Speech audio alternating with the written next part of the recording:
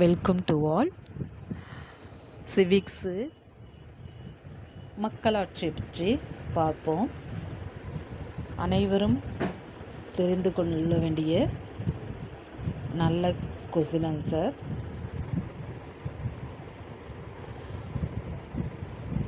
மக்களால் மக்களுக்காக மக்களே நடத்தப்படும் ஆட்சி மக்களாட்சி அப்படி என்று ஆப்ரஹாம் லிங்கன் கூறினார்.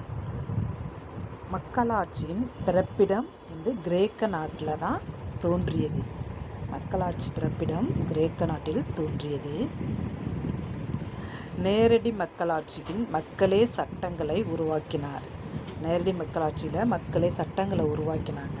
அனைத்து சட்ட திருத்தங்களையும் மக்கள் தான் அங்கீகரித்தனர். அரசியல்வாதிகள் நாடாளுமன்ற செயல்முறைகளின்படி ஆட்சி செய்தனர். நாடாளுமன்றத்தில் என்ன சொல்கிறாங்களோ அதை தான் அரசியல்வாதிகள்லாம் நடைமுறைப்படுத்தினார்கள். நேரடி மக்களாட்சி வெற்றிகரமான செயல்படுத்தும் வரலாற்றை சுவிட்சர்லாந்து பெற்றிருந்தது. சுவிட்சர்லாந்து தான் முதல்ல மக்களாட்சி நேரடியாக செயல்படுத்தும் முறையை பெற்றிருந்தது.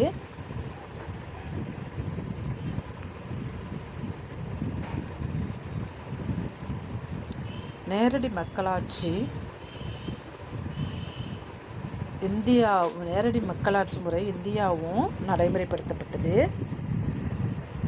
அதில் 2007 ஐநா சபை செப்டம்பர் 15ஆம் நாளை உலக மக்களாட்சி தினமாக அறிவித்தல்ல. 2007 தான் ஐநா சபை செப்டம்பர் 15ஆம் நாளை உலக மக்களாட்சி தினமாக அறிவித்துள்ளது. இந்திய குடிமக்களில் 79% தங்களது நாட்டின் மக்களாட்சியின் மீது நம்பிக்கை கொண்டிருந்தார்கள். எத்தனை பேர் மக்களாட்சி மேலே நம்பிக்கையாக இருந்தாங்கன்னா 79% பேர் நம்பிக்கையாக இருந்தாங்க. புள்ளி விவரங்கள் தெரிவிக்குது எத்தனை பேர் மக்களாட்சி நம்பினாங்க அப்படின்னு புள்ளி விவரம் தெரிவிக்குது. இந்தியாவின் முதலிடம் வகித்துள்ளது. உலக அளவிலான இந்தியா தான் முதலிடம், மக்களாட்சியில் முதலிடம் வகித்துள்ளது.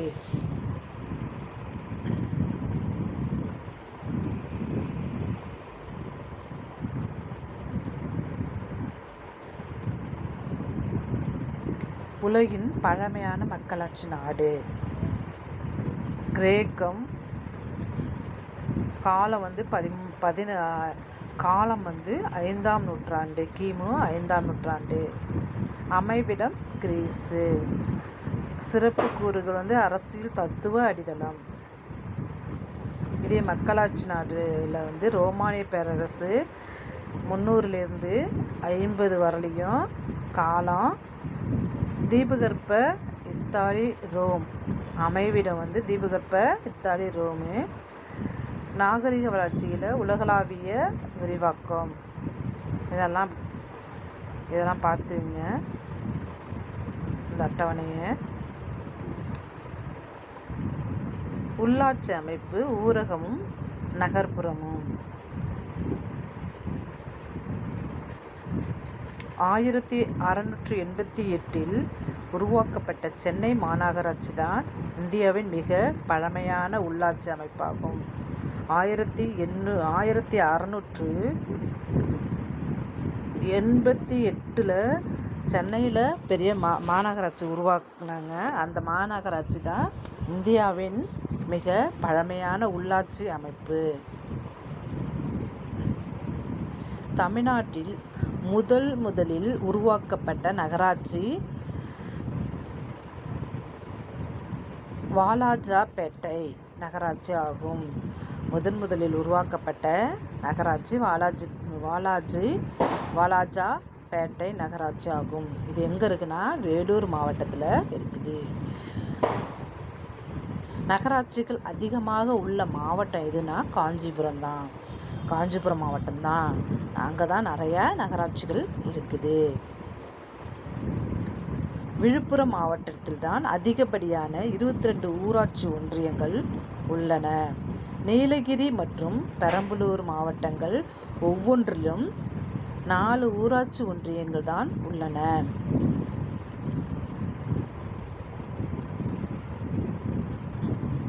தேசிய ஊராட்சி தினம் ஏப்ரல் 24 தொடங்கப்பட்டது. சிறப்பாக செயல்படும் ஊராட்சி அமைப்புகளுக்கு மத்திய அரசு விருதுகளை வழங்கியது.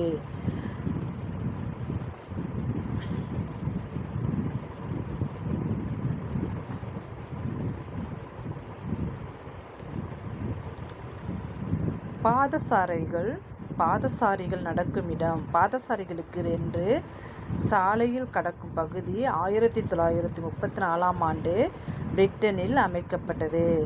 சாலைகள்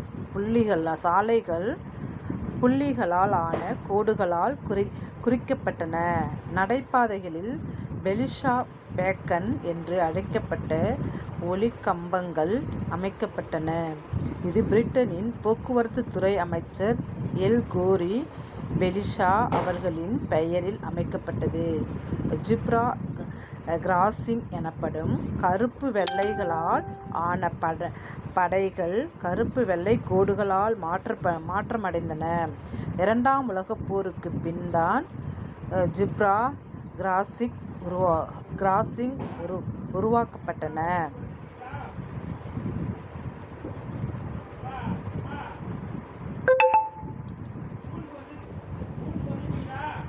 சட்டத்தின் ஆட்சி என்ற பதத்தை ஏவி டைசி என்ற பிரிட்டிஷ் சட்ட வல்லுனர் வாதுரைத்தார்.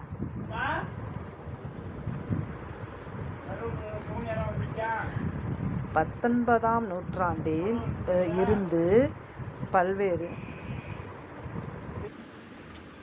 பெண்கள் முன்னேற்றத்துக்காக பாடுபட்டவர் யாருன்னா ராஜாராம் மோகன் ராய், ஈஸ்வர சந்திர வித்யாசாகர், தயானந்த சரஸ்வதி, மகாதேவ் கோவிந்த ரானடே, தாராபாய், ஹிண்டே பேகம், ருகேயா சகாவத் உசேன் ஆகியோர் தான் பெண்கள் சம அந்தஸ்து பெறுவதற்கான கடினமாக பாடுபட்டவங்க.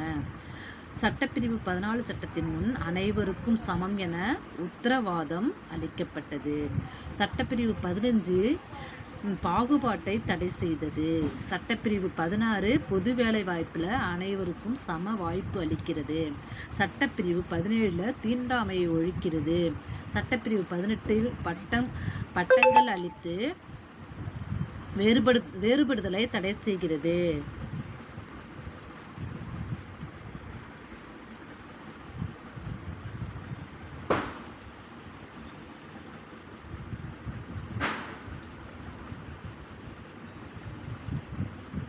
கட்சியின் தேர்தல் அறிக்கை. தேர்தலுக்கு முன்பாக பரப்புரையில் வேட்பாளர்கள் தங்களது கட்சி ஆட்சிக்கு வந்தால் மேற்கொள்ளப்படும் திட்டங்கள், கொள்கைகளை அறிவிப்பார்கள்.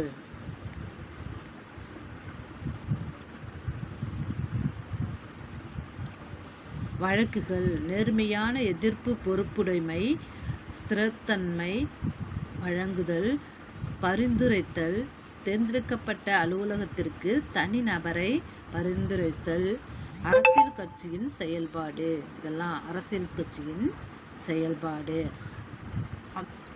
ஆட்சி அமைத்தல், அரசாங்கத்தை ஏற்படுத்தி இயக்குதல், பொதுவான கொள்கையை உருவாக்குதல் அரசியலுடைய வேலை. ஒருங்கிணைத்தல், இதெல்லாம் அரசியலோட வேலையாக இருக்குது. சமுதாயத்தையும் அரசையும் இணைத்தல், தேர்ந்தெடுக்கப்படும் உறுப்பினர்களை ஒருங்கிணைத்தல். தேர்தல் ஆணையம் சட்டப்பூர்வ அமைப்பு. இந்திய தேர்தல் ஆணையம் தேர்தலை நடத்துவதற்கு அதிகாரம் கொண்ட ஒரு சுதந்திரமாக சட்டப்படியான அரசியலமைப்பு ஆகும். இதன் தலைமையிடம் புதுடெல்லியில் உள்ளது. தேர்தல் குழு சின்னங்கள். 1968ஆம் ஆண்டில் தேர்தல் சின்னங்கள் ஆணையின்படி ஒதுக்கப்பட்ட சின்னங்கள் மற்றும் ஒதுக்கப்படாத சின்னங்கள் என்ற 2 வகை உள்ளது. ஒதுக்கப்பட்ட சின்னம் என்பது அங்கீகரிக்கப்பட்ட அரசியல் கட்சிக்கு மட்டுமானது என பொருள்படும். ஒதுக்கப்படாத சின்னம் என்பது அங்கீகரிக்கப்படாத கட்சிக்கு ஒதுக்கப்படும் சின்னமாகும். கலைச்சொற்கள் பார்த்தீங்க.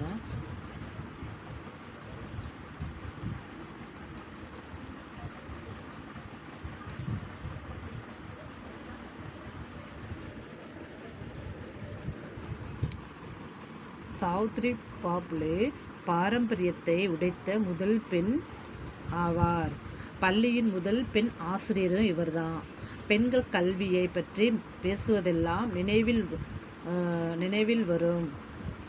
இந்தியாவில் பெண் கல்வியை செயல்வடிவமாக்கியவர் ஜோதிராவ் பாப்புலே. சாவித்ரிபாயின் கணவர் ஆவார். இவர்கள் இருவரும் பெண்களுக்கான முதல் பள்ளியை 1848ஆம் ஆண்டு தொடங்கினார். தேங்க்யூ.